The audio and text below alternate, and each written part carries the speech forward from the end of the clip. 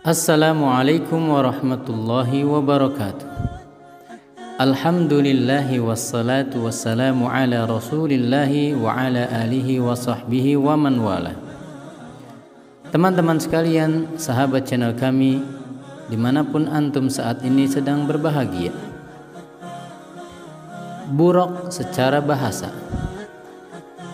Al-Imam An-Nawawi berkata bahwa para ahli bahasa Arab berkata, buraq adalah nama hewan tunggangan Nabi Muhammad sallallahu alaihi wasallam yang beliau gunakan pada saat malam beliau diisrakan.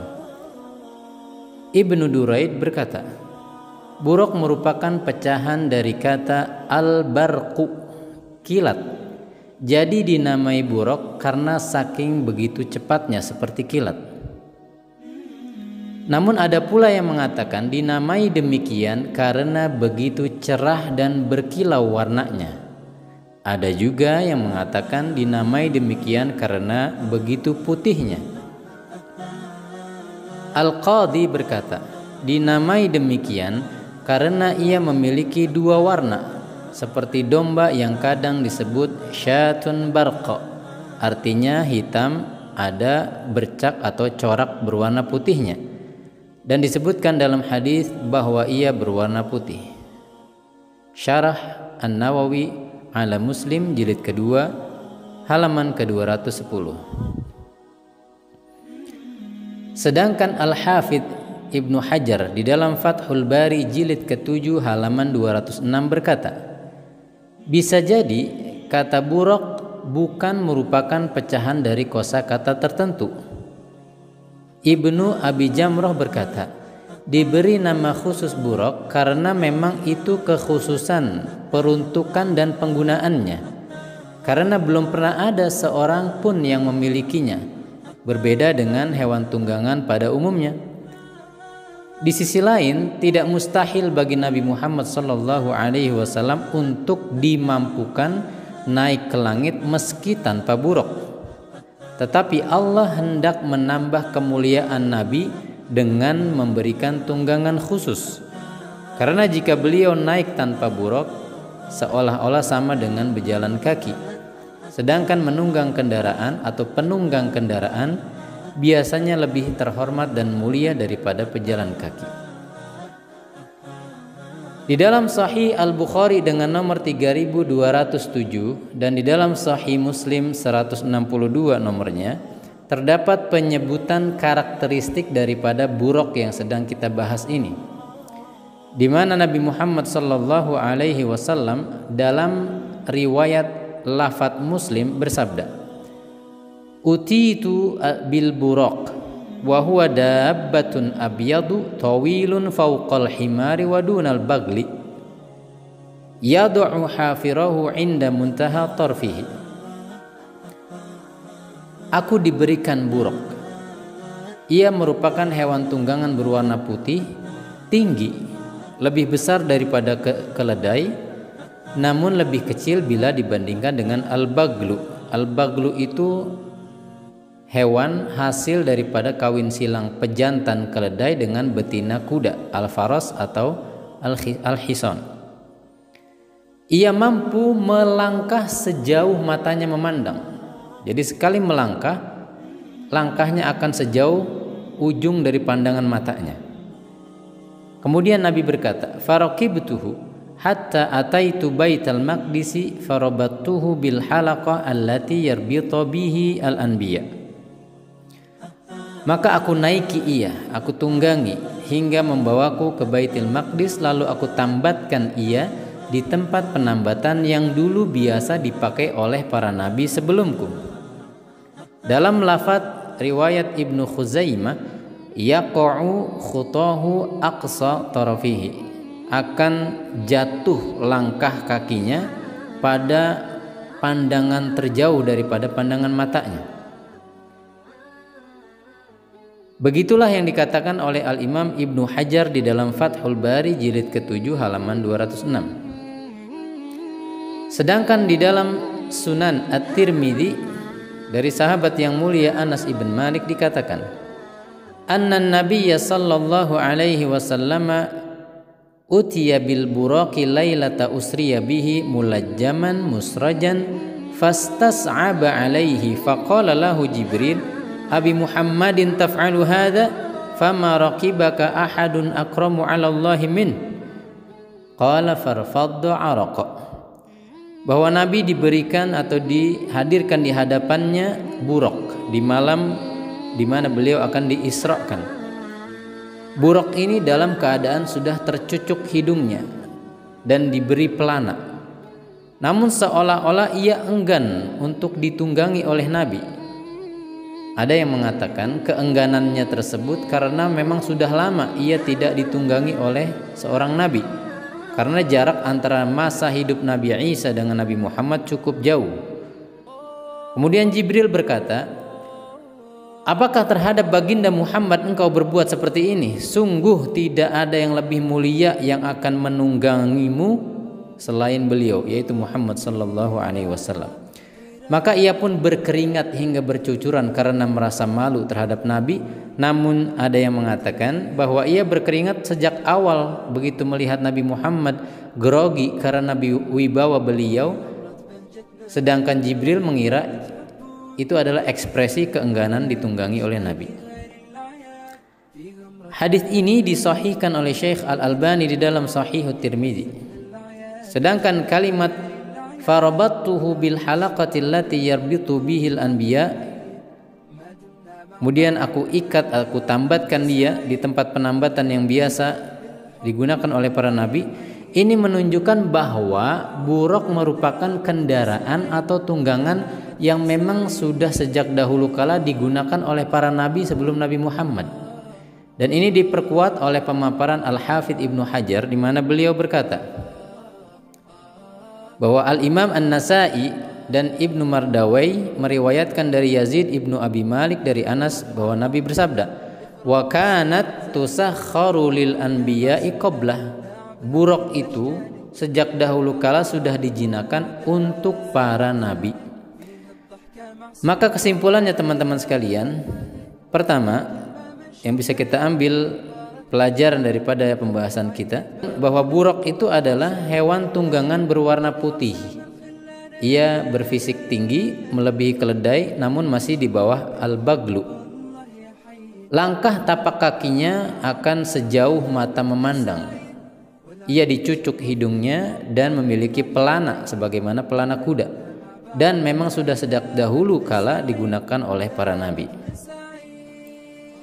Ada memang sebuah riwayat di dalam Al-Mu'jam Al-Kabir karya Al-Imam At-Tabarani dengan nomor 9976 dan Al-Imam Abu Ya'la di dalam Musnadnya dengan nomor 5036 dari sahabat yang mulia Abdullah ibnu Mas'ud bahwa Nabi diberikan buraq, maka beliau menaikinya bersama Jibril. Dan jika melewati pegunungan yang tinggi, maka buraq akan mengangkat kedua kakinya atau 4 kakinya. Dan jika hendak mendarat, ia akan menurunkan kaki depannya. Namun sayangnya dalam sanad hadis ini ada perawi yang bernama Abu Hamzah Al-A'war. Ia adalah seorang perawi yang matruk, ditinggalkan oleh para ulama periwayatannya, tidak digunakan. Sebagaimana Al-Imam Ahmad berkata, ia matrukul hadits, ditinggalkan hadisnya. Al-Imam Yahya Ibnu Ma'in berkata, ia bahkan tidak dianggap oleh ahli hadisnya dan tidak ditulis hadisnya. Dan Al-Imam Ad-Darqutni berkata, huwa dha'ifun jiddan, dia sangat lemah sekali. Sedangkan Al-Imamul Bukhari mengatakan dia lemah hadisnya, tidak dianggap. Al-Imam An-Nasa'i berkata dia tidak terpercaya. Tahdhibut Tahdhib jilid ke-10 halaman 353. Dan Syekh Al-Albani berkata di dalam Dhaiful Jami dengan nomor 131 bahwasannya hadis ini sangatlah lemah. Berikutnya teman-teman sekalian, tidak ada satu hadis marfu' atau bahkan mauquf yang menerangkan bahwa buraq itu memiliki 2 sayap. Hanya ada hadis-hadis yang tidak bisa dijadikan hujjah mengenai hal ini karena saking lemahnya. Al-Hafidz Ibnu Hajar Al-Asqalani di dalam Fathul Bari jilid ke-7 halaman 206 juga mengatakan dalam riwayat Ibnu Sa'ad dari Al-Waqidi dengan sanadnya diungkapkan bahwa dia memiliki 2 sayap. Namun tidak ada periwayatan dari perawi lainnya, dan Al-Waqidi ini dinyatakan pendusta oleh Imam Ahmad bin Hambal dan imam-imam lainnya. Sedangkan Al-Imam Abu Dawud berkata, aku tidak menulis hadisnya, la aktubu hadisahu, dan aku tidak meriwayatkan hadis darinya, wala arwi anhu, dan aku tidak ragu bahwa ia adalah seorang yang suka mengarang-ngarang hadis. Al-Imam Bandar juga berkata, aku belum pernah melihat ada yang lebih pendusta, ma ra'aitu akdzaba minhu. Al-Imam Ishaq ibn Rahawai berkata, dia bagiku adalah termasuk pemalsu hadis. Juga ini diterangkan dalam Tahdhibut Tahdhib jilid 9 halaman 323 sampai 326. Juga ada riwayat dari Tsa'labi, ya, Al-Imam Ats-Tsa'labi yang pernah kita singgung bahwa dia adalah seorang yang termasuk Hatibul Lail, agak sembarangan atau sembrono dalam mengumpulkan riwayat dalam kitab-kitabnya. Dalam tafsirnya terutama ada riwayat dari jalur Ibnu Abbas dengan lafadz, tiba-tiba buruk berada di hadapanku, lebih besar daripada keledai, lebih kecil daripada al-baglu, kedua pipinya seperti pipi manusia, buntutnya seperti buntut unta, begitu pula kaki-kakinya, sedangkan tapak kakinya seperti tapak kaki sapi. Di bagian bulu dadanya itu bagaikan batu rubi, sedangkan punggungnya bagaikan permata besar warnanya, berwarna putih elegan. Di atasnya ada pelana dari pelana-pelana yang berasal dari surga. Dia mempunyai 2 sayap di kedua pahanya. Dia bergerak bagaikan kilat, langkahnya sejauh mata memandang. Namun sekali lagi sayangnya, di dalam sanad atau mata rantai para perawinya ada Muhammad ibnu As-Sa'ib, Abu An-Nadhr Al-Kalbi Al-Kufi Al-Mufassir. Al-Imam Sufyan Ats-Tsauri berkata mengenai Al-Kalbi ini, bahwa Al-Kalbi sendiri berkata, setiap yang aku katakan kepadamu adalah dusta. Nah, jadi ini tidak bisa dijadikan hujjah karena berasal dari seorang perawi yang suka berdusta. Bahkan itu pengakuan dari dirinya sendiri. Ahmad ibn Zuhair bertanya kepada Al-Imam Ahmad, apakah halal melihat tafsir Al-Kalbi? Beliau menjawab tidak, alias haram. Al-Imam Ibnu Hibban berkata, madhabnya dalam beragama, kedustaannya dalam beragama juga sudah sangat jelas, tidak perlu didalami lagi. Dia meriwayatkan riwayat-riwayat dari Abu Saleh dari Ibnu Abbas, sedangkan Abu Saleh belum pernah sama sekali berjumpa dengan Abdullah Ibnu Abbas, dan dia sendiri, ya Al-Kalbi ini, belum pernah mendengar dari Abu Saleh secara langsung. Maka haram disebutkan periwayatannya dalam kitab-kitab, apalagi dijadikan hujjah. Ini dicantumkan dalam Mizanul I'tidal jilid ketiga 557 dan 559. Kemudian juga ada hadis palsu yang dipaparkan oleh Al-Imam Ibnul Jauzi dalam kitabnya Al-Mawdu'at jilid 1 halaman 288, di mana setelah memaparkan hadis tersebut beliau berkata, hadza haditsun la nasyukku fi wad'ihi fama ajhalu wadi'uhu wa ma arakku lafduhu wa abraduhu walaula anni attahimu bihi gulama khalil fa innahu amiyun kadzabun laqultu inna wadi'ahu qasada syainal islami bihadzal hadits. Kata Al-Imam Ibnu Jauzi, kami tidak ragu akan kepalsuan hadis ini dan betapa bodoh pembuatnya, betapa rapuh dan ringkih matan atau isi hadis ini, karena ada perawinya yang merupakan orang awam lagi pendusta, dan aku berani mengatakan bahwa pembuatnya berniat merusak Islam. Jadi mengenai ciri dan karakter daripada buruk, teman-teman sekalian, cukuplah bagi kita bersandar pada hadis Anas ibn Malik yang sahih di dalam Sahihul Bukhari yang sudah kita paparkan, juga di dalam Sahih Muslim, serta diriwayatkan juga oleh Al-Imam At-Tirmidzi. Dan harus kita tinggalkan gambaran apapun mengenai buruk ini yang macam-macam jika bukan datang dari hadis yang bisa dijadikan hujjah atau hadis-hadis dhaif, hadis-hadis palsu bahkan, demi menjaga kesucian sabda baginda Muhammad sallallahu alaihi wasallam. Wallahu taala a'lam bishawab. Assalamualaikum warahmatullahi wabarakatuh.